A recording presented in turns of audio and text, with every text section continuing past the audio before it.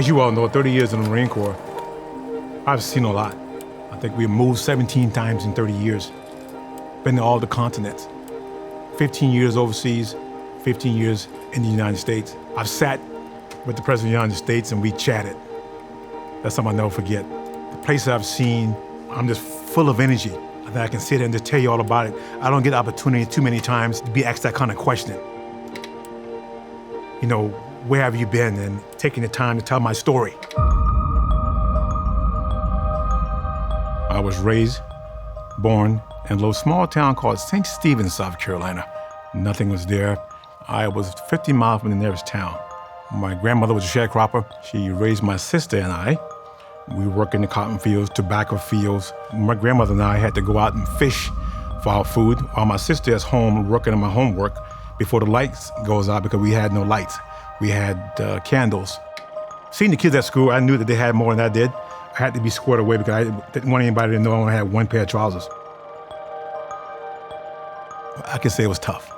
It was tough, but not knowing was tough. My grandmother, you know, the word leadership or the word, you know, being a leader didn't come to mind as a young kid, but that's what she was. Didn't have to say a whole lot. She just led by example, by working hard. She taught my sister and I that we may not have much now, but she knew that there was something out there for us. She got me to where I'm at today, the way I carry myself. Humble, appreciative. She was the one that whispered little words in my face that one day you'll be a man. Keep your head up, keep your nose clean. You'll get places that you never think you'll get to. She said that to me when I was 8 years old. I want to give that back. Everybody in my hometown was going to New York, going to Washington, D.C. when they graduated. But I went to go to a little small college called Benedict, but no one had any money. My grandmother said, I can't send you there, I don't have any money.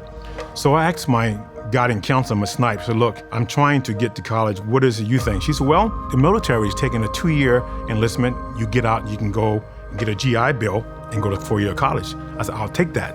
I said, next time a military guy comes into the building, could you let me know? And she did, she called me. The recruiter says, yes, my name is Staff Sergeant Anderson. I said, what service you in, sir? He says, I was a Marine. I heard you interested. Yes, I am, sir. Never left home before. And by the way, I live so far in the country. He said, look, I can't find your house. I walked out 4.5 miles to the post office. He met me there, got in his car, we drove down to the MEP station and got the physical. First time seeing a doctor at 17 years old. Took me in the library. I took a test. I passed it by 2 points. I'll never forget that. A young Marine, I was a follower. I followed well. I knew that when I become a leader, I would do well because I knew I'd listen. I paid attention. It changed my life. Totally changed my life. After 2 years, I adapted so well, I asked, can I stay? The first sergeant said, yes, you can re-enlist. I did another 4 years and the rest is history. 30 years later, I retired from the Marine Corps as a Marine Sergeant Major, teaching men, young men, how to become a Marine, a U.S. Marine, that is. I thought it was great. We had one team, we worked together as a team every day.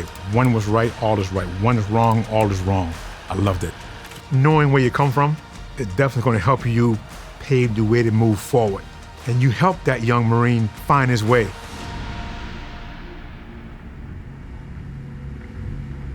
I had an uncle of mine who went and got killed in Vietnam. He used to write letters home telling us how it was.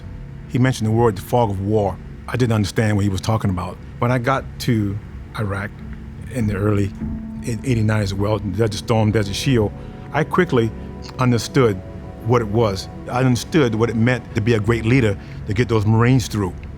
I understood what it means to bring everybody home. I understood what it means to take care of your Marines. We were able to get everybody over there and bring everybody back alive. Today, I still run across sometimes my former Marines that I see when I go places. I'm very humble to be allowed to become a Marine Sergeant Major.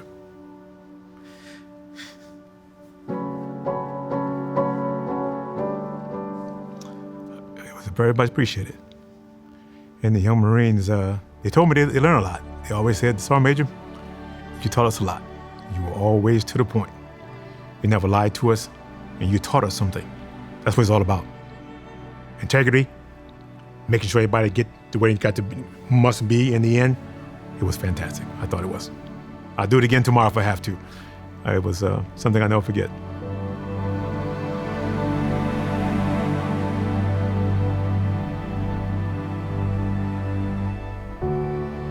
You know, I got the ADS early on. There was only 9 of us. I was fired up. Oh yeah, 2003, just coming out of the Marine Corps. So I was bright-eyed and bushy still, and still am today. That's not gonna never change. But I was able to implement that leadership style, my military background, into help building that organization. I'm pleased to say that our culture, another second family. It reminds me of the Marine Corps. That's why I've been there for 17 years. At ADS, they allow me to be their manager because they follow me because I applied the right formula. I said the right things. I gave them some love because I knew where I come from. I had love. Someone gave me some love. My grandmother. It wasn't much. It wasn't much for that lady. Boy, it wasn't much, but she gave what she had. She gave what she had. The outside world can be fantastic if you apply yourself the right way. Humble behavior, mannerism will get you places that you would never think you would get to. That's my legacy to pass on to the future. I cannot change the entire world. Only those people in front of me. When I was in the Marine Corps, I could not change the entire Marine Corps. Only the unit I was in. You can be somebody, but there's a way to get it done. And that's what I was taught from the beginning.